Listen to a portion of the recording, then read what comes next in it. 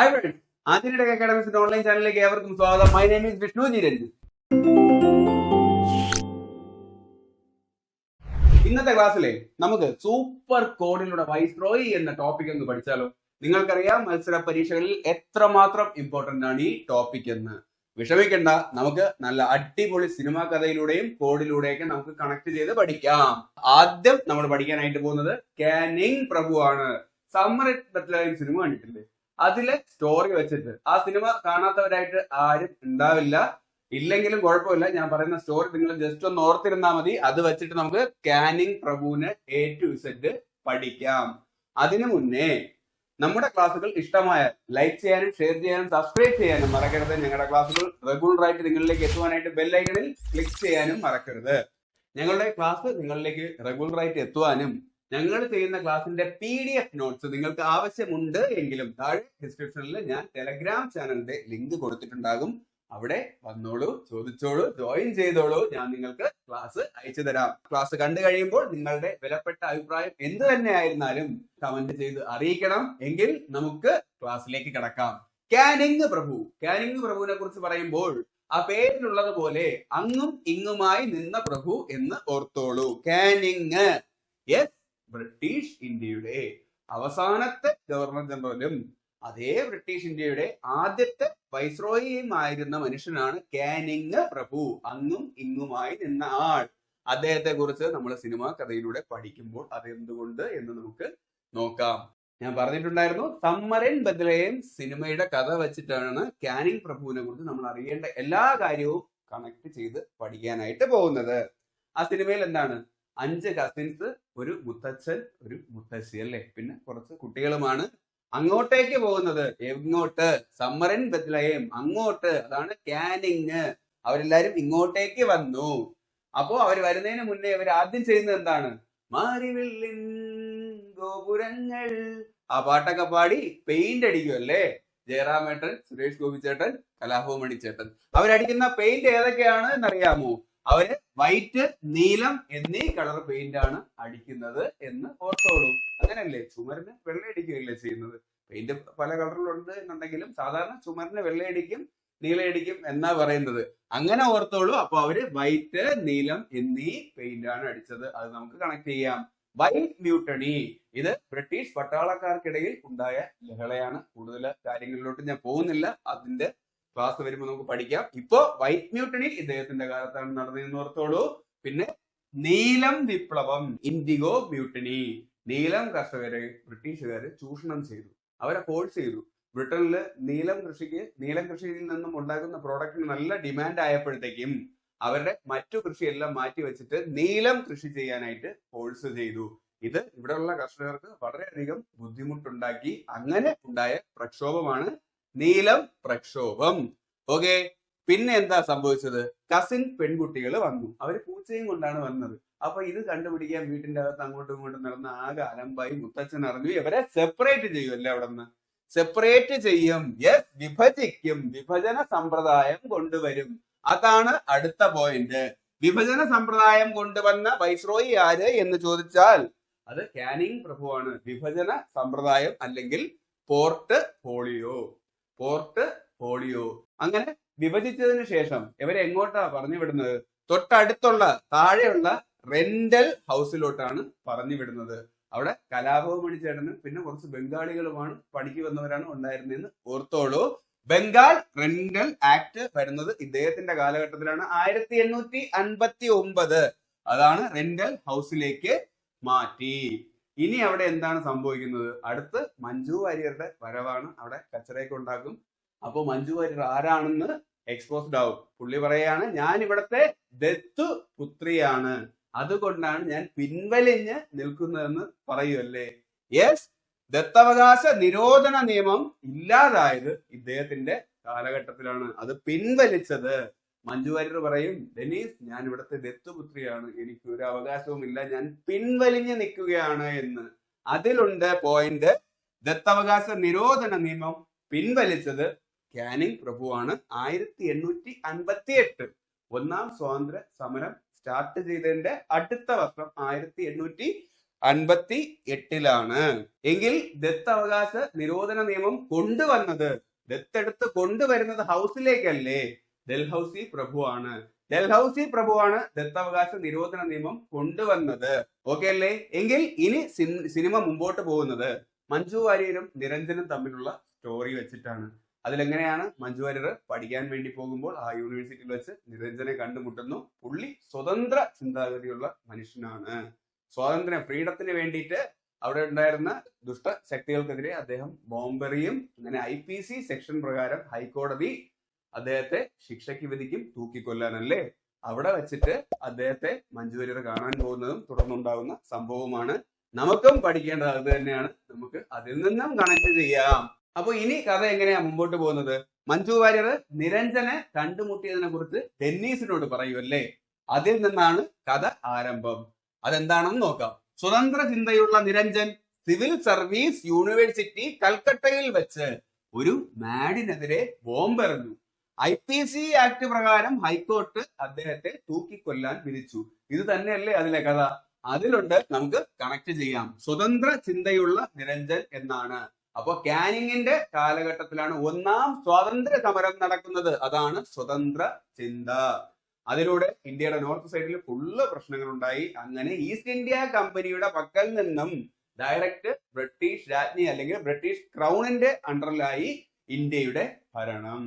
തൽഫലമായിട്ട് British ഇന്ത്യയുടെ governor general എന്ന position മാറി. അത് വൈസ്രോയി ആയി മാറ്റപ്പെട്ടു. അപ്പൊ ആ സമയത്തുണ്ടായിരുന്നതാണ് കാനിങ് പ്രഭു. അതാണ് അങ്ങും ഇങ്ങുമായി നിന്നു എന്ന് ഞാൻ പറഞ്ഞത്. തൽഫലമായി സംഭവിച്ചത് എന്താണ്? സ്വതന്ത്ര ചിന്തയുള്ള നിരഞ്ജൻ സിവിൽ സർവീസ് യൂണിവേഴ്സിറ്റി കൽക്കട്ടയിൽ വെച്ചിട്ടാണ് ഒരു മാഡിനെതിരെ ബോംബെറിഞ്ഞത്. അത് കണക്ട് ചെയ്യാം. സിവിൽ സർവീസ് ലാ പരിഷ്കരണങ്ങൾ കൊണ്ടുവന്നത് ഇദ്ദേഹത്തിന്റെ കാലഘട്ടത്തിലാണ്. പിന്നെന്താ? യൂണിവേഴ്സിറ്റി കൽക്കട്ടയിൽ വെച്ച് ഒരു മാഡിനെതിരെ ബോംബെറിഞ്ഞു എന്നാണ്. ആദ്യത്തെ മോഡേൺ യൂണിവേഴ്സിറ്റി കൽക്കട്ട, മദ്രാസ്, ബോംബെ എന്നിവ ആരംഭിക്കുന്നത് ഇദ്ദേഹത്തിന്റെ കാലഘട്ടത്തിലാണ്. അതിൽ ആദ്യം തുടങ്ങിയത് കൽക്കട്ടയാണ് എന്നും ഓർത്തോളൂ. പിന്നെന്താ? IPC ആക്ട് പ്രകാരം ഹൈക്കോടതി തൂക്കിക്കൊന്നു എന്നാണ്. IPC ഇന്ത്യൻ പീനൽ കോഡ് നിലവിൽ വരുന്നത് ഇദ്ദേഹത്തിന്റെ കാലഘട്ടത്തിലാണ്. അത് മെക്കാളെ പ്രഭുവാണ് ഇന്ത്യൻ പീനൽ കോഡിന്റെ പിതാവ്. ഇന്ത്യയിൽ ഇംഗ്ലീഷ് വിദ്യാഭ്യാസം കൊണ്ടുവരാൻ മുൻപിട്ട് നിന്നതും മെക്കാളെ പ്രഭു തന്നെയാണ്. അപ്പോ ഇന്ത്യൻ പീനൽ കോഡ് കാനിങ്ങിന്റെ കാലഘട്ടത്തിലാണ് വരുന്നത് അല്ലെ. IPC നിയമപ്രകാരമാണ് ലാലേട്ടനെ, അതില് നിരഞ്ജനെ തൂക്കിക്കൊല്ലാനായിട്ട് വിധിക്കുന്നത്. അങ്ങനെ കണക്ട് ചെയ്തോളൂ. ആര് വിധിച്ചു? ഹൈക്കോർട്ട്. ഹൈക്കോടതി നിയമം ഇനാക്ടഡ് ഇന്ത്യൻ ഹൈക്കോർട്ട് ആക്ട് നിലവിൽ വരുന്നതും ഇദ്ദേഹത്തിന്റെ കാലഘട്ടത്തിലാണ്. എങ്കിൽ ഇനാക്ടഡ് ഇന്ത്യൻ പീനൽ കോഡ് 1858 ആണ്. ബോംബെ, മദ്രാസ്, കൽക്കട്ട എന്നിവിടങ്ങളിൽ യൂണിവേഴ്സിറ്റി വരുന്നത് 1857 സിവിൽ സർവീസ് ലോ കൊണ്ടുവന്നു. പിന്നെ ഫ്രീഡം ഫൈറ്റും 1857 എന്ന് ഓർത്തോളൂ. ഇനി അപ്പോ കഥ എങ്ങോട്ടാണ് പോകുന്നത്? ഇതെല്ലാം പറഞ്ഞതിന് ശേഷം ഡെന്നീസിനെയും കൂട്ടിക്കൊണ്ട് ലാലേട്ടനെ കാണാനായിട്ട് പോകുമല്ലേ മഞ്ജു വാര്യർ. അങ്ങനെ കാണുമ്പോൾ ലാലേട്ടൻ ആദ്യം ചെയ്തത് എന്താണ്? ഒരു കൗൺസിലിംഗ് കൊടുക്കും. എന്നെ തൂക്കിക്കൊല്ലാനായിട്ട് വിധിക്കപ്പെട്ടവനാണ്. എന്നെ കല്യാണം കഴിച്ചു കഴിഞ്ഞാൽ നീ വിധവയായി പോകും. അതുകൊണ്ട് നീ പുനർവിവാഹം ചെയ്യണം എന്ന് പറഞ്ഞിട്ടാണ് ഡെന്നീസിനെ കൊണ്ട് കെട്ടിക്കുന്നത്. അതും ഈശ്വരനെയും പ്രാർത്ഥിച്ചിട്ടാണ് കെട്ടിക്കുന്നതെന്ന് ഓർത്തോളൂ. അതിൽ നിന്ന് നമുക്ക് കണക്ട് ചെയ്യാം. വിധവ പുനർവിവാഹം ആരുടെ കാലഘട്ടത്തിൽ നിന്നാണ് എന്ന് ചോദിച്ചു കഴിഞ്ഞാൽ അത് കാനിങ് പ്രഭുവിന്റെ ആണ്. വിധവ പുനർവിവാഹം. അങ്ങനെ താലി കെട്ടുന്ന സമയത്ത് നിർബന്ധിച്ചാണ് താലി കെട്ടുന്നത്. അപ്പോ ഈശ്വരനെയും പ്രാർത്ഥിച്ചു എന്ന് ഓർത്തോളൂ. അതിനുവേണ്ടി മുൻപിട്ട് നിന്ന നവോത്ഥാന നായകൻ ആര് എന്ന് ചോദിച്ചാൽ അത് ഈശ്വര ചന്ദ്ര വിദ്യാസാഗർ ആണ്. എങ്കിൽ ലാലേട്ടൻ ആദ്യം ചെയ്യുന്നത് എന്താണ്? മഞ്ജു വാര്യർക്ക് കൗൺസിലിംഗ് കൊടുക്കുമല്ലേ. നീ എന്നെ കെട്ടരുത്, വിധവയായി പോകുന്നു. യെസ്, കൗൺസിൽ ആക്ട് 1859 വരുന്നതും ഇദ്ദേഹത്തിന്റെ കാലഘട്ടത്തിൽ ആണ്. പിന്നെ അതിനുശേഷം സമ്മർ ബെത്ലഹേമിലെ കഥ എങ്ങോട്ടാണ് പോകുന്നത്? അവരുടെ കല്യാണം എല്ലാം കഴിഞ്ഞു, ഫാമിലിയിലെല്ലാം കോംപ്രമൈസ് ആയി. പക്ഷെ മുത്തച്ഛൻ ജയറാമിന്റെ ജയറാമേട്ടന്റെ കാര്യങ്ങളെല്ലാം കണ്ടുപിടിച്ചു. അടുത്തെന്താണ് സംഭവിക്കുന്നത്? ജയറാമിന് ആദായം ഒന്നും ഇല്ലെന്ന് മുത്തച്ഛൻ മനസ്സിലാക്കി. അതേ തുടർന്ന് മുത്തച്ഛൻ പറയാണ്, നീ ആർക്കൊക്കെയാണ് കാശ് കൊടുക്കാനുള്ള സർവേ എടുത്തിട്ട് വാ, എല്ലാം ഞാൻ സെറ്റിൽ ചെയ്യാം, ഇനി ഇവിടെ നിന്ന് കറങ്ങണ്ട, ഇനി സെറ്റിൽ ആവണമെന്ന് പറയാണ്. അതിലുണ്ട് ജയറാമേട്ടന് ആദായം ഒന്നും ഇല്ല എന്നാണ് പുള്ളി ആദ്യം മനസ്സിലാക്കിയത്. യെസ്, ആദായ നികുതി വകുപ്പ് തുടങ്ങുന്നത് കാനിങ്ങിന്റെ കാലഘട്ടത്തിലാണ്. ആദായ നികുതി വകുപ്പ് അല്ലെങ്കിൽ ഇൻകം ടാക്സ് ഡിപ്പാർട്ട്മെന്റ് ആരംഭിച്ചത്. ആർക്കൊക്കെയാണ് കാശ് കൊടുക്കാനുള്ള സർവേ എടുത്തിട്ട് വരാനാണ് പറഞ്ഞത്. യെസ്, ആർക്കിയോളജിക്കൽ സർവേ ആരംഭിച്ചതും കാനിങ്ങിന്റെ കാലഘട്ടത്തിലാണ്. എങ്കിൽ ഈ കഥ നടക്കുന്നത് ഏത് ഇയർ ആണ് എന്ന് ചോദിച്ചാൽ 1856 മുതൽ 62 വരെയുള്ള കാലഘട്ടത്തിലാണ് എന്ന് ഓർത്തോളൂ. ഒന്നാം സ്വാതന്ത്ര്യ സമരം 1857 ആണ്. അതിനും ഒരു വർഷം മുന്നേ 1856. ആ 56 ലാസ്റ്റ് ലെറ്റർ 6 ആണ്. അത് ലാസ്റ്റ് രണ്ടക്കമായ 56 നിന്നും കൂട്ടിയാൽ 56 + 6 62. അങ്ങനെ 6 വർഷ കാലഘട്ടമാണ് എന്ന് ചുമ്മാ കണക്ട് ചെയ്ത് വെച്ചോളൂ. അപ്പോ കഥ അവസാനിക്കുകയാണ് സുഹൃത്തുക്കളെ. എത്രയോ ജന്മമായി പാട്ടൊക്കെ പാടിയിട്ട് ഇത് തന്നെയല്ലേ ആ കഥയും. ഈസി ആയിട്ട് കണക്ട് ചെയ്യാമല്ലോ. എങ്കിൽ നമുക്ക് അടുത്ത വൈസ്രോയിലേക്ക് പോകാം. എൽജിൻ ഒന്നാമൻ അദ്ദേഹത്തിന്റെ കാലഘട്ടം ജസ്റ്റ് ഒരു വർഷം അല്ലെങ്കിൽ 2 വർഷമാണ്. 1862 മുതൽ 1863 വരെ. അധികം കാര്യങ്ങൾ ഒന്നും പഠിക്കാനില്ല, ഒറ്റ കോഡിലൂടെ നമുക്ക് സെറ്റ് ചെയ്യാം. എൽജിൻ എന്നാൽ അദ്ദേഹം എല്ലുമായി നിൽക്കുന്ന ഒരു ജിന്നാണ്. ഈ തലയോട്ടിയൊക്കെ ഓർത്തോളൂ. അപ്പോ ജിന്നെന്ന് പറഞ്ഞു കഴിഞ്ഞാൽ നമ്മുടെ മുസ്ലിം മതത്തിലല്ലേ ജിന്നെന്നൊക്കെ കൂടുതൽ ഉപയോഗിക്കുന്നത്. അപ്പോ അദ്ദേഹത്തെ ഒഴിപ്പിക്കാനായിട്ട് വരുന്നത് ആരാണ്? ഒരു ജിന്നിനെ വഹാബി വന്ന് ജിന്നിനെ ഒഴിപ്പിച്ചു. എന്നിട്ട് ആ ഒഴിപ്പിച്ച ജിന്നിനെ വെറുതെ വിട്ടില്ല, കോടതിയിൽ കൊണ്ടുപോയി ഹാജരാക്കി. അപ്പോ ജിന്നിനെ ഒഴിപ്പിക്കാൻ വന്നതാരാ? ഒരു വഹാബിയാണ്. വഹാബി വന്ന് ജിന്നിനെ ഒഴിപ്പിച്ചു, കോടതിയിൽ ഹാജരാക്കി എന്നാണ്. അതിലുണ്ട് ഡിപ്രസ്ഡ് വഹാബി മൂവ്മെന്റ് അടിച്ചമർത്തിയത് ആര് എന്ന് ചോദിച്ചാൽ ഈ ജിന്നാണ്. അതാണ് എൽജിൻ ഒന്നാമൻ. അദ്ദേഹം പിന്നെ എന്താണ് ചെയ്തത്? കോടതിയിൽ ഹാജരാക്കി. ഇന്ത്യയിലെ കൽക്കട്ട, മദ്രാസ്, ബോംബെ എന്നിവിടങ്ങളിൽ ഹൈക്കോടതി എസ്റ്റാബ്ലിഷ് ആയപ്പോൾ, നിലവിൽ വന്നപ്പോൾ ഇദ്ദേഹമായിരുന്നു. നിരഞ്ജനെ തൂക്കിക്കൊന്ന ഹൈക്കോടതി നിയമം പാസാക്കി എന്നാണ് ഞാൻ പറഞ്ഞത്. അത് കാനിങ്.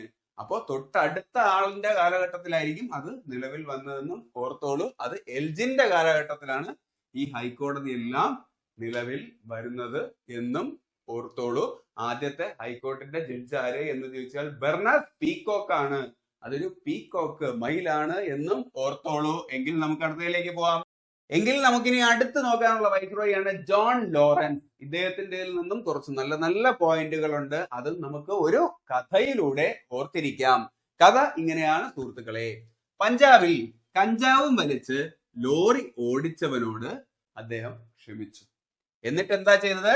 അവന് ക്യാമ്പിലോട്ട് മാറ്റി. ഡി അഡിഷൻ സെന്റർ പോലത്തെ ഒരു ക്യാമ്പാണെന്ന് വിചാരിച്ചോളൂ. അവൻ നന്നാവാൻ വേണ്ടി മാറ്റി. എന്നിട്ട് അദ്ദേഹം എന്താണ് ചെയ്തതെന്ന് അറിയാമോ? എന്നിട്ട് അത് കാട്ടിൽ വളർത്തിയ അഫ്ഗാൻ പൊട്ടനെ നിഷ്ക്രിയം തല്ലി. അത് സപ്ലൈ ചെയ്യുന്നവനാണ് പൊക്കേണ്ടത്. ഇതെല്ലാം വാങ്ങിച്ച് ഉപയോഗിക്കുന്നവന്മാർ ഈ ശൃംഖലയുടെ ഈ കണ്ണികളുടെ ഇര മാത്രമാണ്. അപ്പോൾ ഡയറക്റ്റ് ആയിട്ട് എന്നിട്ട് അത് കാട്ടിൽ വളർത്തിയ അഫ്ഗാൻ പൊട്ടനെയാണ് അദ്ദേഹം നിഷ്ക്രിയം തല്ലി എന്നോർത്തോളൂ. ഇതിൽ നിന്നും നമുക്ക് കണക്ട് ചെയ്യാം. ആദ്യം പറയുന്നത് എന്താ? പഞ്ചാബിൽ കഞ്ചാവും വലിച്ച് ലോറി ഓടിച്ചവനോട് അദ്ദേഹം ക്ഷമിച്ചു എന്നാണ്. പഞ്ചാബ് എന്നാൽ പഞ്ചാബിന്റെ രക്ഷകൻ എന്നറിയപ്പെടുന്ന വൈസ്രോയി ജോൺ ലോറൻസ് ആണ്. പിന്നെന്താ പറയുന്നത്? വലിച്ച് ലോറി ഓടിച്ചു എന്നാണ്. ആ ലോറി എന്നാൽ ജോൺ ലോറൻസ് തന്നെയാണ്. ഓടിച്ചവനോട് ക്ഷമിച്ചു എന്നാൽ, ഓടി എന്നാൽ ഒഡീസ എന്നും, ക്ഷമിച്ചു എന്നാൽ ക്ഷാമം എന്നും ഓർത്തോളൂ. ഒഡീസയിൽ കൊടിയ ക്ഷാമം വന്ന സമയത്ത് വൈസ്രോയി ആര് എന്ന് ചോദിച്ചാൽ അത് ജോൺ ലോറൻസ് ആണ്. എന്നിട്ട് എന്താ ചെയ്തേ? അവനെ ക്യാമ്പിലേക്ക് മാറ്റി. ഒഡീസയിലെ ക്ഷാമത്തെ കുറിച്ച് പഠനം നടത്താൻ അദ്ദേഹം നിയോഗിച്ച കമ്മിറ്റി തലവനാണ് ജോർജ് ക്യാമ്പൽ അഥവാ ക്യാമ്പൽ കമ്മിറ്റി. അപ്പോ കണക്ട് ചെയ്യാമല്ലോ. പിന്നെ എന്താണ്? എന്നിട്ടത് കാട്ടിൽ വളർത്തിയ അഫ്ഗാൻ പൊട്ടനെ നിഷ്ക്രിയം തല്ലി എന്നാണ് പറഞ്ഞത്. കാട്ടിൽ വളർത്തിയ ഇന്ത്യയിൽ വനം വകുപ്പ് ആരംഭിച്ചത് ഇദ്ദേഹത്തിന്റെ കാലഘട്ടത്തിലാണ്. അഫ്ഗാൻ പൊട്ടനെ നിഷ്ക്രിയം തല്ലി എന്നാണ്. നിഷ്ക്രിയത്വ നയം, അഫ്ഗാനിസ്ഥാനുമായി നിഷ്ക്രിയത്വ നയം കൊണ്ടുവന്ന വ്യക്തി ആര് എന്ന് ചോദിച്ചാൽ അത് ജോൺ ലോറൻസ് ആണ്. ആ അഫ്ഗാൻ പൊട്ടനെ നിഷ്ക്രിയം തല്ലി എന്നാണ്. പൊട്ടൻ എന്നാൽ ഭൂട്ടാൻ എന്ന് ഓർത്തോളൂ. ഭൂട്ടാൻ യുദ്ധ സമയത്തെ വൈസ്രോയി ആര് എന്ന് ചോദിച്ചാൽ അതും ജോൺ ലോറൻസ് ആണ്. അപ്പൊ ഇത്രയുമാണ് അദ്ദേഹത്തിൽ നിന്നും പഠിക്കേണ്ടത്. അപ്പോൾ ഈസി ആയിട്ട് കണക്ട് ചെയ്യാലോ. ഈ കഥ മാത്രം ഓർത്ത് വെച്ചിട്ട് നിങ്ങൾ ജസ്റ്റ് കണക്ട് ചെയ്തോളൂ. എങ്കിൽ നമുക്ക് അടുത്തതിലേക്ക് പോവാം. അപ്പൊ അടുത്തിന് നോക്കാനുള്ളതാണ് മേയോ പ്രഭു. ആ പേരിൽ തന്നെ നമുക്കുള്ള എല്ലാ കോഡും ഉണ്ട്. മേയുക എന്ന് പറഞ്ഞു കഴിഞ്ഞാൽ ഒരു വലിയ പാടത്തോ കൃഷിസ്ഥലത്തോ ഒക്കെ ആയിരിക്കും മേയുന്നല്ലേ. അപ്പൊ ഇദ്ദേഹം ഒരു ജന്മിയാണ് എന്ന് ഓർത്തോളൂ. വലിയൊരു ലാൻഡ് ലോഡാണ്, ജന്മിയാണ്. അവിടെ ഒരു പാടമാണ്. അവിടെ മേയുന്നതാര് എന്ന് ചോദിച്ചാൽ ഒരു ഷെയർ എന്നാൽ സിംഹമാണല്ലേ. ഷെയർ ഒരു സിംഹമാണ് നിന്ന് മേയുന്നത്. ആ പാടത്തില് പണി ചെയ്യുന്ന കുറച്ച് ആൾക്കാരുണ്ട്. അദ്ദേഹം വൈസ്രോയി അല്ലേ, അദ്ദേഹത്തിന്റെ അണ്ടറില് ജയിലിലുള്ള കുറച്ച് ജയിൽ തടവുകാരാണ്, അങ്ങനെയുള്ള മാൻമാരാണ്. ജയിലിലുള്ള മാൻമാരെ കൊണ്ടാണ് അദ്ദേഹം പണിയെടുപ്പിക്കുന്നത്. അങ്ങനെ പണിയെടുപ്പിച്ച് വൈകുന്നേരം ആവുമ്പോഴത്തേക്കും ഈ തടവ് പുള്ളികളൊന്നും മുങ്ങാതിരിക്കാൻ വേണ്ടിയിട്ട് റഫായിട്ട് അദ്ദേഹം സെൻസസ് എടുപ്പിക്കും. ഓക്കെ, ഇങ്ങനെ അദ്ദേഹം ധാരാളം കാലം വാണിജ്യം നടത്തി. അവിടെ കൃഷിയൊക്കെ ഇവരെ കൊണ്ട് ചെയ്യിപ്പിച്ച് ധാരാളം വാണിജ്യം നടത്തി. അങ്ങനെ ധനമുണ്ടാക്കി. അങ്ങനെ നല്ല ധനം ഉണ്ടായപ്പോഴത്തേക്കും അദ്ദേഹത്തിന്റെ സ്റ്റാറ്റസ് മാറി. മാറിയപ്പോഴത്തേക്കും അങ്ങനെ ഉണ്ടാക്കിയ പൊതു സ്വത്തിൽ നിന്നും അദ്ദേഹം ഒരു ട്രെയിന് മേടിച്ചു എന്നും ഓർത്തോളൂ. അവസാനം പാടത്ത് മേഞ്ഞുകൊണ്ടിരുന്ന സിംഹം അദ്ദേഹത്തെ എവിഡൻസ് ഒന്നും ബാക്കി വെക്കാതെ കൊന്നു തിന്നുകയാണ് എന്നും ഓർത്തോളൂ. അതായിരുന്നു ഈ ലാൻഡ് ലോഡിന്റെ അന്ത്യം. അദ്ദേഹത്തെ കൊല്ലാനായിട്ട് അങ്ങനെ മേഞ്ഞുകൊണ്ട് നിന്ന സിംഹം വന്നു എന്നും ഓർത്തോളൂ. ഇത്രയേ ഉള്ളൂ കഥ. അപ്പൊ ഞാൻ പറഞ്ഞ എന്താണ്? മേയോ എന്നാൽ മേയുക, കൃഷിഭൂമി. യെസ്, കാർഷിക വകുപ്പ് ഇന്ത്യയിൽ ആരംഭിച്ചത് മേയോ പ്രഭുവാണ്. ആ പാടത്തിൽ പണി ചെയ്യുന്നത് ഒരു ജയിൽവാസിയായിട്ടുള്ള കുറച്ച് മാൻമാരാണ് എന്ന് പറഞ്ഞു. യെസ്, ആൻഡമാൻ ജയില് നവീകരിച്ചത്. അവിടെ നവീകരിച്ച വ്യക്തി ആര് എന്ന് ചോദിച്ചാൽ അത് മേയോ പ്രഭുവിന്റെ കാലഘട്ടത്തിലാണ്. ഞാൻ പറഞ്ഞു, പണി കഴിഞ്ഞ് പോകുമ്പോഴത്തേക്കും അവരാരും ജയിലിൽ ചാടാതിരിക്കാൻ വേണ്ടിയിട്ട് റഫായിട്ടുള്ള സെൻസസ് എടുക്കും. ആദ്യമായി അനൗദ്യോഗിക സെൻസസ് എടുത്തത് ആര് എന്ന് ചോദിച്ചാൽ, ആരുടെ കാലഘട്ടത്തിൽ എന്ന് ചോദിച്ചാൽ അത് മേയോ പ്രഭുവിന്റെ കാലഘട്ടത്തിലാണ്. അങ്ങനെ അദ്ദേഹം വാണിജ്യം നടത്തി എന്നാണ് പറഞ്ഞത്. വാണിജ്യ വകുപ്പ് ആരംഭിച്ചത് ഇദ്ദേഹത്തിന്റെ കാലഘട്ടത്തിലാണ്. ധാരാളം ധനം വന്നു. ധന വികേന്ദ്രീകരണം ആരുടെ കാലഘട്ടത്തിലാണ് വന്നത് എന്ന് ചോദിച്ചു കഴിഞ്ഞാൽ ഇദ്ദേഹത്തിന്റെ കാലഘട്ടത്തിലാണ് നടപ്പിലാക്കിയത്. അങ്ങനെ അദ്ദേഹത്തിന്റെ സ്റ്റാറ്റസ് മാറി എന്നാണ് ഞാൻ പറഞ്ഞത്. സ്റ്റാറ്റിക്കൽ സർവേ ഓഫ് ഇന്ത്യ ഇദ്ദേഹത്തിന്റെ കാലഘട്ടത്തിലാണ് നിലവിൽ വന്നത്. ആ പണം കൊണ്ട് അദ്ദേഹം പൊതു സ്വത്തായി ഒരു ട്രെയിൻ മേടിച്ചു എന്നാണ്. പൊതുമേഖല റെയിൽവേ വരുന്നതും ഇദ്ദേഹത്തിന്റെ കാലഘട്ടത്തിലാണ് എന്ന് ഓർത്തോളൂ. ഇദ്ദേഹം മരണപ്പെട്ടത് ഷേർ അലി എന്ന ഇന്ത്യക്കാരനാണ് ഇദ്ദേഹത്തെ കൊന്നത് എന്നും ഓർത്തോളൂ. അതാണ് പാടത്തിൽ മേഞ്ഞുകൊണ്ട് നിന്ന സിംഹം, ഷേർ. ആ സിംഹം എങ്ങനെയാണ് ഇദ്ദേഹത്തെ കൊന്നത്? ഒരു എവിഡൻസ് പോലും ബാക്കി വെക്കാതെയാണ് കൊന്നു തിന്നത് എന്നാണ് ഞാൻ പറഞ്ഞത്. ഇന്ത്യൻ എവിഡൻസ് ആക്ട് 1872 നിലവിൽ വരുന്നത് ഇദ്ദേഹത്തിന്റെ കാലഘട്ടത്തിലാണ്. അപ്പൊ ഇത്രയേ ഉള്ളൂ സുഹൃത്തുക്കളെ. ഒരു പാടം, അവിടെ ഒരു ഷേർ സിംഹം നിന്ന് മേയുന്നുണ്ട്. അവിടെ ജയിലിലുള്ള മാൻമാരെയാണ് പണിക്ക് വിളിച്ചുകൊണ്ട് വന്നത്. ഇവര് മുങ്ങാതിരിക്കാൻ വേണ്ടി ഈവനിങ് പണി കഴിഞ്ഞ് പോകുമ്പോ റഫായിട്ട് സെൻസസ് എടുക്കും. ഇത്രയിൽ നിന്നും ആദ്യത്തെ പോയിന്റ് കണക്ട് ചെയ്യാലോ. ഇന്ത്യയിലെ കാർഷിക വകുപ്പ് കൊണ്ടുവന്നു. ജയിലിലുള്ള മാൻമാരാണ്. ആൻഡമാൻ ജയില് നവീകരിച്ചു. അവിടെ ഒരു സിംഹം മേയുന്നുണ്ടായിരുന്നു. അത് അവസാനം ഇദ്ദേഹത്തെ കൊല്ലുന്നത് ആ ഷെയറാണ് എന്ന് ഞാൻ പറഞ്ഞു. ആദ്യമായിട്ട് അനൗദ്യോഗിക സെൻസസ് എടുത്തത് ഇദ്ദേഹത്തിന്റെ കാലഘട്ടത്തിലാണ്. അങ്ങനെ അവരെ കൊണ്ട് പണി ചെയ്യിപ്പിച്ച് അദ്ദേഹം വാണിജ്യം നടത്തി, ധനമുണ്ടാക്കി. അദ്ദേഹത്തിന്റെ സ്റ്റാറ്റസ് മാറി. യെസ്, വാണിജ്യ വകുപ്പ് വികേന്ദ്രീകരണം നടന്നത് ഇദ്ദേഹത്തിന്റെ കാലഘട്ടത്തിലാണ്. സ്റ്റാറ്റസ് മാറി എന്നാൽ സ്റ്റാറ്റിക്കൽ സർവേ ഓഫ് ഇന്ത്യ. അങ്ങനെ ഉണ്ടാക്കിയ സ്വത്തിൽ നിന്നും അദ്ദേഹം ഒരു ട്രെയിൻ തന്നെ മേടിച്ചു. യെസ്, പൊതുമേഖല റെയിൽവേ. കൊന്നത് ഷേർ അലി എന്നും പറഞ്ഞു. എവിഡൻസ് ഒന്നും ബാക്കി വെക്കാതെയാണ് കൊന്നത്. എവിഡൻസ് ആക്ട് 1872 നിലവിൽ വരുന്നതും ഇദ്ദേഹത്തിന്റെ കാലഘട്ടത്തിലാണ്. ഓക്കെ അല്ലേ? സെറ്റ് അല്ലേ? എങ്കിൽ അടുത്തതിലോട്ട് പോവാം. ഇനി നടക്കാനുള്ളത് നോർത്ത് ബ്രൂക്ക് വൈസ്രോയി ആണ്. ഇദ്ദേഹം നോർത്ത് ബ്രൂക്ക്, ആ പേരിലുള്ളത് പോലെ തന്നെ ഒരു ബ്രോക്കർ ആണ് എന്ന് ഓർത്തോളൂ. ഇദ്ദേഹത്തിന്റെ ഹോബി എന്താണെന്ന് അറിയാവോ? നല്ല കാലാവസ്ഥയാണെങ്കിൽ നോർത്തില് വെയിലടിക്കും വരെ ഇദ്ദേഹം ഉറങ്ങും. സാധാരണ സൗത്തിൽ വെയിലടിക്കുന്നവരെ കിടന്നുറങ്ങും എന്നല്ലേ പണ്ട് ഈ അമ്മൂമ്മമാര് എല്ലാരും പറയുന്നത്. സൗത്തിൽ വെയിലടിക്കാലും നീ എഴിക്കരുത് അല്ലേ? അതുപോലെ ബ്രോക്കർ ആണ്. നല്ല കാലാവസ്ഥയാണെങ്കിൽ നോർത്തിൽ വെയിലടിക്കുന്നത് വരെ ഇദ്ദേഹം ഉറങ്ങും. എന്നിട്ട് കൂകിക്കൊണ്ട് എണീക്കും. നമ്മൾ ഈ കോട്ട് വായിക്കിട്ട് എണീക്കുമ്പോ ഇങ്ങനെയല്ലേ, അതുപോലെ കൂകിക്കൊണ്ട് എണീക്കും എന്നാണ്. സാലറി കുറഞ്ഞാൽ രാജിവെക്കും. നന്നായിട്ട് കിടന്നുറങ്ങുകയും വേണം, എന്താണ് ആ സമയത്ത് കൂവിക്കൊണ്ട് എണിക്കുകയും ചെയ്യും, സാലറി കുറഞ്ഞ രാജിയും വയ്ക്കും. ഇതാണ് പുള്ളിയുടെ ഹോബി. ഇതിൽ നിന്നും കണക്ട് ചെയ്യാം. ഞാൻ പറഞ്ഞത് എന്താണ്, നല്ല കാലാവസ്ഥയാണെങ്കിൽ നോർത്തിൽ വെയിലടിക്കും വരെ ഉറങ്ങും എന്നാണ്. കാലാവസ്ഥ നിരീക്ഷണ വകുപ്പ് ഇദ്ദേഹത്തിന്റെ കാലഘട്ടത്തിലാണ് വന്നത്. നോർത്തിൽ വെയിലടിക്കും വരെ എന്നാണ്. നോർത്ത് എന്നാൽ നോർത്ത് ബ്രൂക്ക് തന്നെയാണ്. വെയിലടിക്കും വരെ എന്നാൽ വെയിൽസ് രാജകുമാരൻ ഇന്ത്യ സന്ദർശനം നടത്തിയത് ഇദ്ദേഹത്തിന്റെ കാലഘട്ടത്തിലാണ്. കൂകിക്കൊണ്ട് എണീക്കും. കൂകിക്കൊണ്ടെന്ന് ഞാൻ കോട്ടുമായിട്ട് കൂകിക്കൊണ്ട് എണീക്കും എന്നാണ്. കൂകി പ്രക്ഷോഭം പഞ്ചാബിൽ നടന്നപ്പോൾ വൈസ്രോയി ആര് എന്ന് ചോദിച്ചാൽ അത് നോർത്ത് ബ്രൂക്ക് ആണ്.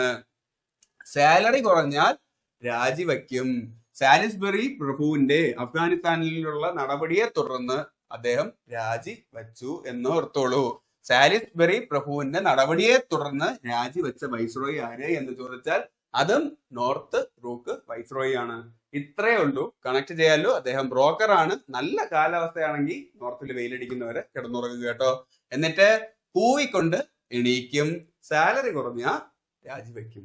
യെസ്, സാലിസ്ബറി പ്രഭുവായിട്ടുള്ള വിയോജിപ്പിനെ തുടർന്നാണ് അദ്ദേഹം രാജിവെക്കുന്നത്. കൂകിക്കൊണ്ട് എണിച്ചു എന്ന് പറഞ്ഞു കഴിഞ്ഞാൽ കൂകി പ്രക്ഷോഭം പഞ്ചാബിൽ നടക്കുമ്പോൾ നോർത്തിൽ വെയിലടിക്കുന്നവരെ എന്ന് പറഞ്ഞാൽ നോർത്ത് എന്നാൽ നോർത്ത് ബ്രൂക്ക് അദ്ദേഹത്തിന്റെ പേര് തന്നെയാണ്. വെയിൽ എന്നാൽ വെയിൽസ് രാജകുമാരൻ ഇന്ത്യ സന്ദർശിച്ചപ്പോൾ വൈസ്രോയി ഇദ്ദേഹം തന്നെയായിരുന്നു. നല്ല കാലാവസ്ഥയാണെങ്കിൽ എന്നാണ് പറഞ്ഞത്. കാലാവസ്ഥാ നിരീക്ഷണ വകുപ്പ് ആരംഭിച്ചതും ഇദ്ദേഹത്തിന്റെ കാലഘട്ടത്തിലാണ്. ഓക്കെ അല്ലേ? സെറ്റ് അല്ലേ? എങ്കിൽ അർത്ഥത്തിലേക്ക് പോ. അപ്പൊ ഇനി നോക്കാനായിട്ടുള്ളത് ലിട്ടൺ. ഇദ്ദേഹത്തിനെ കുറിച്ച് പറയുകയാണെന്നുണ്ടെങ്കിൽ കുറച്ച് കോമഡിയാണ്. ഇദ്ദേഹം 1876 മുതൽ 80 വരെയുള്ള 4 വർഷക്കാലമേ ഭരിച്ചിട്ടുള്ളൂ. അയ്യോ പാവം 4 വർഷമേ ഭരിച്ചോളൂ എന്നൊന്നും വിചാരിക്കണ്ട കേട്ടോ. ആ 4 വർഷത്തില് നമ്മളെ മുടിപ്പിക്കാനുള്ളതൊക്കെ മുടിപ്പിച്ചു വെച്ചിട്ടാണ് ആശാൻ പോയിട്ടുള്ളത്. ഇദ്ദേഹത്തെ കുറിച്ച് സ്ഥിരം നാട്ടിലെ പത്രത്തില് പേര് വരും എന്ന് ഓർത്തോളൂ. എന്താണ് വരുന്നതെന്ന് അറിയാവോ? ലിട്ടൺ ഒരു ദുഷ്ടനും കുപ്രസിദ്ധ അലംബനും ആയതുകൊണ്ട് സ്ഥിരം നാട്ടിലെ പത്രത്തില് ഇദ്ദേഹത്തെ കുറിച്ചിട്ടുള്ള വാർത്ത വരുമായിരുന്നു. ലിട്ടൺ ഒരു ദുഷ്ടൻ കുപ്രസിദ്ധ അലംബൻ കട്ട തിന്നും കാലൻ കാലൻ കാലൻ കാലൻ എന്നാണ് നാട്ടിലെ പത്രങ്ങളെല്ലാം ഇദ്ദേഹത്തെ കുറിച്ച് പാടി പുകഴ്ത്തിയിരുന്നത്. അത്രയ്ക്ക് നല്ല സ്വഭാവമാണെന്ന് കൂട്ടിക്കോളൂ. അപ്പൊ നമുക്ക് കണക്ട് ചെയ്യാം. ലിട്ടൺ ഒരു ദുഷ്ടൻ എന്നാണ് പറഞ്ഞത്. യെസ്, ദുഷ്ടനായ വൈസ്രോയി എന്നറിയപ്പെടുന്നത് ലിട്ടനാണ്. കുപ്രസിദ്ധനായ വൈസ്രോയി എന്നറിയപ്പെടുന്നത് ലിട്ടനാണ്. അലംബൻ എന്നാൽ അലംബ് എന്നല്ല.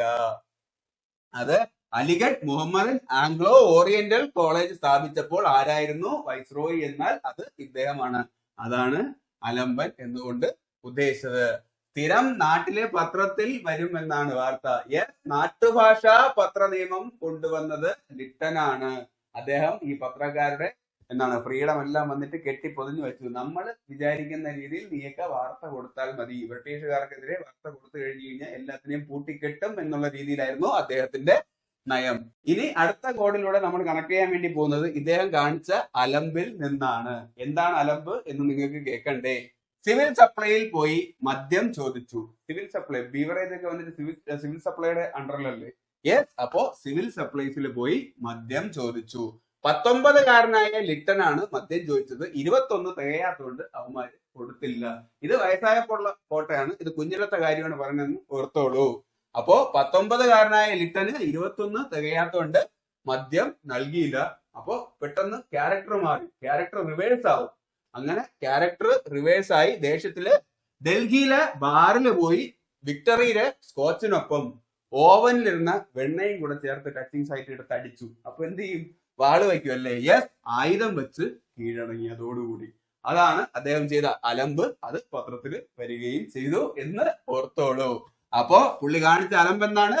സിവിൽ സപ്ലൈസിൽ പോയി മദ്യം ചോദിച്ചു. 19കാരനായോണ്ട് ലിട്ടന് കൊടുത്തില്ല. 21 തികഞ്ഞിട്ട് വരാൻ പറഞ്ഞു. യെസ്, സിവിൽ സർവീസിന്റെ പ്രായം 19ൽ നിന്നും 21 മാറ്റിയ വൈസ്രോയി ആര് എന്ന് ചോദിച്ചാൽ അത് ലിട്ടനാണ്. ഇതോടുകൂടി ഇന്ത്യക്കാർക്ക് ഇതിലോട്ട് എൻ്റർ ആവാനുള്ള ചാൻസ് പിന്നെയും മങ്ങുകയായിരുന്നു യഥാർത്ഥത്തില്. പിന്നെ എന്താണ് ചെയ്തത് പുള്ളി? മദ്യം നൽകാതായപ്പോ ക്യാരക്ടർ മാറും, റിവേഴ്സ് ആവും എന്നാണ് പറഞ്ഞതല്ലേ? Yes, viceroy of reverse character എന്നറിയപ്പെടുന്നത് ലിട്ടനാണ്. ആ ദേശത്തില് നേരെ പുള്ളി പോകുന്നത് ഡൽഹിയിലെ ദർബാറിലാണ്. യെസ്, ഡൽഹിയിലെ ബാറിലാണ് എന്ന് പറഞ്ഞു. ഡൽഹിയിൽ രാജകീയ ദർബാർ ആരംഭിച്ചത് അദ്ദേഹമാണ്. അവിടെ പോയിട്ട് എന്താ ചെയ്തത്? വിക്ടറി സ്കോച്ച് വാങ്ങിച്ച് അടിച്ചു എന്നാണ്. അതിലെ വിക്ടറി എന്നാൽ വിക്ടോറിയ രാജ്ഞി എന്നോർത്തോളൂ. വിക്ടോറിയ രാജ്ഞിക്ക് ഡൽഹിയിലെ രാജകീയ ദർബാറിൽ വെച്ച് കൈസറി ഹിന്ദ് പദവി നൽകിയപ്പോഴത്തേക്കും വൈസ്രോയി ഇദ്ദേഹമാണ്. നമ്മുടെ പൈസയൊക്കെ എടുത്തിട്ട് നല്ല രീതിയിൽ ദൂർത്തടിച്ചിട്ടുണ്ട് കേട്ടോ ഹസൻ. അപ്പോ വിക്ടോറിയ രാജ്ഞി ഇനി സ്കോച്ച് എന്നാൽ സർ റിച്ചാർഡ് സ്ട്രാച്ചി കമ്മീഷൻ വന്നത് ഇദ്ദേഹത്തിന്റെ കാലഘട്ടത്തിലാണ് എന്നും ഓർത്തോളൂ. പിന്നെ സ്കോച്ചിനൊപ്പം എന്താ ചെയ്തത്? ഓവനിലെ വെണ്ണയും ചേർത്ത് അടിച്ചു എന്നാണ് പറഞ്ഞത്. ഓവനിലെ വെണ്ണ എന്നാൽ ഓവൻ എന്നാൽ ഇദ്ദേഹത്തിന്റെ തൂലികാ നാമമാണ്. ഓവൻ മാരിടത്ത് എന്നാണ് ഇദ്ദേഹത്തിന്റെ തൂലികാ നാമം. ആളെത്തി അലമ്പനൊക്കെ ആണെന്നുണ്ടെങ്കിലും അത്യാവശ്യം എഴുത്തും കലയൊക്കെ കയ്യിലുണ്ടായിരുന്നു. അതും കൂടി ഓർത്തോളൂ. ഓവൻ എന്നാൽ ഓവൻ മാരിടത്ത് എന്നാണ് അദ്ദേഹത്തിന്റെ തൂലികാ നാമം. വെണ്ണ എന്നാൽ വെർണിക്കുലർ പ്രസ് ആക്ട്, നാട്ടുഭാഷാ പത്ര നിയമം തന്നെയാണ്. അതില് ഇംഗ്ലീഷിൽ ചോദിക്കുകയാണെന്നുണ്ടെങ്കിൽ വെർണിക്കുലർ പ്രസ് ആക്ട് കൊണ്ടുവന്നതും ഇദ്ദേഹമാണ്. അതാണ് വെണ്ണയും ചേർത്തടിച്ചു, ആയുധം വെച്ച് കീഴടങ്ങി. വെണ്ണയും കള്ളൊക്കെ കുടിക്കുകയാണെന്നുണ്ടെങ്കിൽ വാള് വയ്ക്കും എന്നോർത്തോളൂ. എന്നല്ലേ, വാള് വയ്ക്കും എന്നോർത്തോളൂ. അതാണ് ആയുധം വെച്ച് കീഴടങ്ങി. യെസ്, ആയുധ നിയമം കൊണ്ടുവന്നതും ഇദ്ദേഹമാണ്. അതാണ് ലിട്ടൺ. ലിട്ടൺ ഒരു ദുഷ്ടനാണ്, കുപ്രസിദ്ധ അലമ്പനാണ് എന്നാണ് പത്രത്തിൽ എഴുതിയെന്ന് പറഞ്ഞിട്ടാണ് നമ്മൾ ആദ്യം തുടങ്ങിയത്. പിന്നെ അദ്ദേഹം കാണിച്ച അലമ്പും വെച്ചിട്ടാണ് നമ്മൾ കണക്ട് ചെയ്തത്. ഓക്കെ അല്ലേ? ഈസി ആയിട്ട് കണക്ട് ചെയ്യാലോ. എങ്കിൽ നമുക്ക് അടുത്തതിലേക്ക് പോവാം. എങ്കിൽ നമ്മൾ അടുത്ത് നോക്കാൻ വേണ്ടി പോകുന്നതാണ് റിപ്പൺ. ലിട്ടൺ കഴിഞ്ഞാൽ റിപ്പൺ. പേരിലുള്ള പോലെ തന്നെയാണ്, ഓപ്പോസിറ്റ് ക്യാരക്ടർ ആണ്. ലിട്ടൺ മോശക്കാരനായിരുന്നു എന്നുണ്ടെങ്കിൽ റിപ്പൺ നല്ലൊരു വ്യക്തിയാണ് എന്ന് ഓർത്തോളൂ. അദ്ദേഹം ആദ്യം ലിട്ടൺ കൊണ്ടുവന്ന നാട്ടുഭാഷ പത്ര നിയമത്തിലുള്ള ഒരു കെട്ടുണ്ടല്ലോ, പത്രങ്ങൾക്ക് വെച്ചിരുന്ന കെട്ട്, ആ റിബൺ അങ്ങ് അഴിച്ചു വിട്ടു, റിപ്പൺ എന്ന് ഓർത്തോളൂ. നാട്ടുഭാഷ പത്ര നിയമം പിൻവലിച്ചത് റിപ്പൺ ആണ്. അദ്ദേഹം നല്ലവനാണ്. കോഡിലൂടെ നമുക്ക് ഇങ്ങനെ ഓർക്കാം. ദേശത്ത് നല്ല ഭരണം അദ്ദേഹം കാഴ്ചവെച്ചു. ജോലി നൽകാൻ റിബൺ കട്ട് ചെയ്ത് ഫാക്ടറി ആരംഭിച്ചു. ആ ദേശത്ത് എല്ലാവർക്കും ജോലി നൽകണമല്ലേ, അപ്പൊ അതിനു വേണ്ടിയിട്ട് ഒരു പുതിയൊരു ഫാക്ടറി വെച്ചു. അതിനെ റിബൺ കട്ട് ചെയ്താണ് ആ ഫാക്ടറി ആരംഭിച്ചത്. ഒറ്റ നിബന്ധന, 7 വയസ്സുള്ള ബാലന്മാരെ അദ്ദേഹം നിയമിച്ചില്ല. 7 വയസ്സുള്ള ബാലന്മാര് മാത്രം, ഇവിടെ ബാലവേല പറ്റില്ല എന്ന് പറഞ്ഞു. എല്ലാവരെയും ഔദ്യോഗികമായി അറ്റൻഡൻസ് എടുക്കും. ഡെയിലി ഫാക്ടറിയിൽ ജോലിക്ക് വരുമ്പോഴത്തേക്കും കൃത്യമായി ഔദ്യോഗികമായി, ചിലപ്പോൾ പഞ്ച് വെക്കും, അല്ലെങ്കിൽ ഔദ്യോഗികമായി അറ്റൻഡൻസ് വെക്കും. കൃത്യമായിട്ടുള്ള കണക്ക് വേണമല്ലേ? യെസ്, അതാണ് സെൻസസ്. ഔദ്യോഗികമായി സെൻസസ് ആദ്യമായിട്ട് കൊണ്ടുവന്നത് റിപ്പൺ ആണ്. പിന്നെ എല്ലാവർക്കും ലിബർട്ടി നൽകി. Factory act, industrial dispute act ഒക്കെ പഠിച്ചു കഴിഞ്ഞാൽ മനസ്സിലാവും, ഓരോ എംപ്ലോയിക്കും അവരായിട്ടുള്ള ഫ്രീഡവും അവകാശങ്ങളൊക്കെ ഉണ്ട്. അതാണ് ലിബർട്ടി എന്ന് ഓർത്തോളൂ. പക്ഷെ ഈ ലിബർട്ടി എന്നാൽ ഇൽബർട്ട് ബില്ലാണ്. നമുക്ക് പറഞ്ഞു വരുമ്പോ നോക്കാം. അപ്പോ റിപ്പൺ ലിട്ടന്റെ ഓപ്പോസിറ്റ് ആണ്. ദേശത്ത് നല്ല ഭരണം കാഴ്ചവെച്ചു എന്നാണ്. യെസ്, തദ്ദേശ സ്വയംഭരണമാണ് ആ ദേശത്തെ നല്ല ഭരണം. തദ്ദേശ സ്വയംഭരണത്തിന്റെ പിതാവ് എന്നറിയപ്പെടുന്നത് റിപ്പൺ ആണ്. ജോലി നൽകാൻ റിബൺ കട്ട് ചെയ്ത് ഫാക്ടറി ആരംഭിച്ചു എന്നാണ്. ആ റിബൺ എന്നാൽ റിപ്പൺ തന്നെയാണ്. ഫാക്ടറി എന്നാൽ 1881 ഒന്നാം ഫാക്ടറി നിയമം വരുമ്പോൾ റിപ്പൺ ആണ് വൈസ്രോയി. 7 വയസ്സുള്ള ബാലന്മാരെ നിയമിച്ചില്ല. യെസ്, ബാലവേല നിർത്തലാക്കി. 7 വയസ്സുള്ള കുട്ടികൾക്ക്, 7 വയസ്സ് വരെയുള്ള കുട്ടികൾക്ക് ജോലി ചെയ്യാൻ പാടില്ല എന്ന നിയമം കൊണ്ടുവന്നതും ഇദ്ദേഹത്തിന്റെ കാലഘട്ടത്തിലാണ്. ഔദ്യോഗികമായിട്ട് സെൻസസ് നടപ്പിലാക്കിയതും ഇദ്ദേഹത്തിന്റെ കാലഘട്ടത്തിലാണ്. ഫാക്ടറിയിൽ വരുന്ന എംപ്ലോയീസ് വന്നിട്ട് ഔദ്യോഗികമായിട്ട് അറ്റൻഡൻസ് രേഖപ്പെടുത്തിയിട്ട് വേണം പോകാൻ. അത് വെച്ചിട്ട് കണക്ട് ചെയ്തോളൂ. എന്നാൽ നമ്മൾ ആദ്യം പറഞ്ഞു, മേയോ പ്രഭുവാണ് അനൌദ്യോഗികമായിട്ടുള്ള സെൻസസ്. വയലിൽ വരുമ്പോഴത്തേക്കും അടിമകളെ പോലെയാണ് ജയിലിലുള്ള പ്രസിഡൻസിന് ആ മാൻമാരെ വിളിച്ചുകൊണ്ട് വരുന്നത്. തിരിച്ചു പോകുമ്പോൾ മുങ്ങാതിരിക്കാൻ അനൌദ്യോഗികമായിട്ട് ആളെണ്ണം എടുത്തങ്ങ് വിടും. അതാണ് അനൌദ്യോഗിക സെൻസസ്. ഇത് ഫാക്ടറി അല്ലേ, കുറച്ചും കൂടെ നല്ല രീതിയിൽ പ്രൊഫഷൻ ആയിട്ടായിരിക്കും കാര്യങ്ങൾ നടക്കുന്നത്. അതാണ് ഔദ്യോഗിക സെൻസസ് എന്ന് ഞാൻ പറഞ്ഞത്. എല്ലാവർക്കും ലിബർട്ടി നൽകി എന്നാൽ ഇൽബർട്ട് ബില്ലാണ്. വളരെ കോളിളക്കം സൃഷ്ടിച്ച ഒരു ബില്ലാണ്. യൂറോപ്യന്മാരെ ശിക്ഷിക്കാൻ ഇന്ത്യയിലുള്ള ജഡ്ജിമാർക്കും അധികാരമുണ്ട് എന്ന രീതിയിൽ പാസാക്കിയ ബില്ലാണ് ഇൽബർട്ട് ബില്ല്. അപ്പോ ഇത്രയിലും ഉണ്ട് അദ്ദേഹത്തെ കുറിച്ച് അറിയേണ്ട കാര്യങ്ങൾ. അപ്പോ ജസ്റ്റ് ഒന്ന് ഓർത്ത് വെച്ചോളൂ, വളരെ ഈസി ആയിട്ട് കണക്ട് ചെയ്യാലോ. എങ്കിൽ നമുക്ക് അടുത്തയിലോട്ട് പോവാം.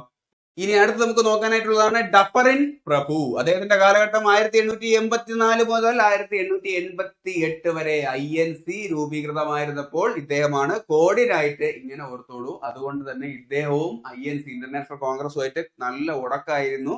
ഉടക്കും തെറിവിളിയൊക്കെ ആയി എന്ന് ഓർത്തോളൂ. കോൺഗ്രസ് ഇദ്ദേഹത്തെ ഡാപ്പർ എന്നും എച്ച് എന്നും പബ്ലിക്കായി തെറിവിളിച്ചു. ഓക്കെ, ഡാപ്പർ എന്ന സൂപ്പറിന്റെ ഓപ്പോസിറ്റ് ആണ്.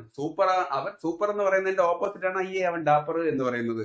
കോൺഗ്രസ് ഇദ്ദേഹത്തെ ഡാപ്പർ എന്നും എച്ച് എന്നും പബ്ലിക്കായി തെറി വിളിച്ചപ്പോൾ ഇദ്ദേഹത്തിന് ദേഷ്യം വരൂലേ?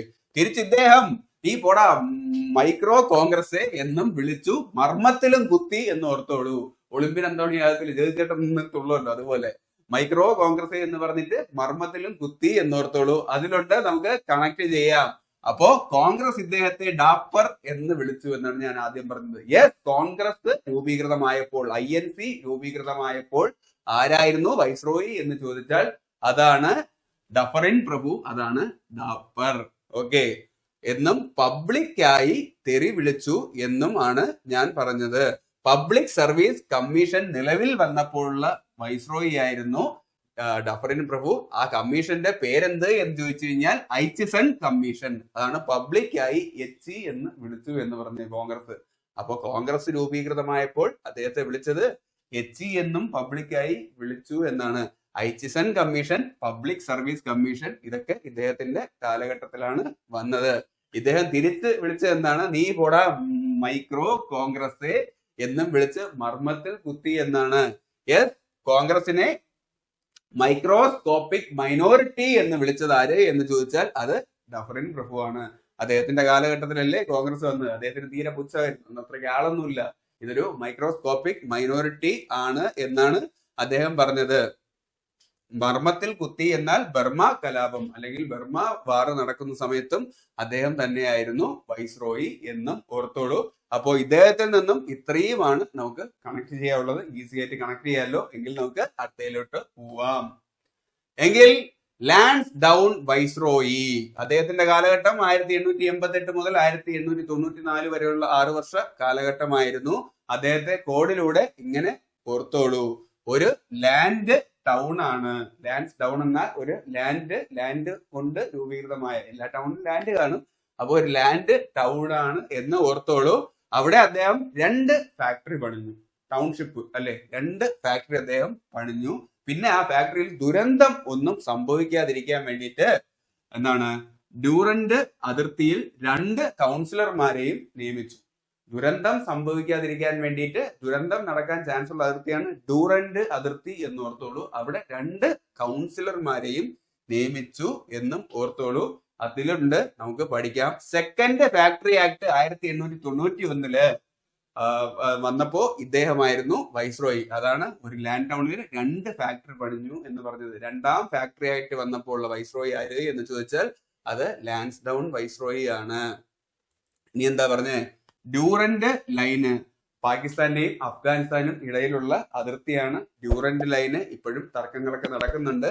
അപ്പോ ആ ലൈന് ആരുടെ കാലഘട്ടത്തിലാണ് നിശ്ചയിച്ച് ചിട്ടപ്പെടുത്തിയെന്ന് ചോദിച്ചു കഴിഞ്ഞാൽ ഇദ്ദേഹത്തിന്റെ കാലഘട്ടത്തിലാണ്. അതാണ് ദുരന്തം നടക്കാതിരിക്കാൻ ഡ്യൂറന്റ് ലൈനിൽ 2 കൗൺസിലർമാരെ നിയമിച്ചു എന്നാണ്.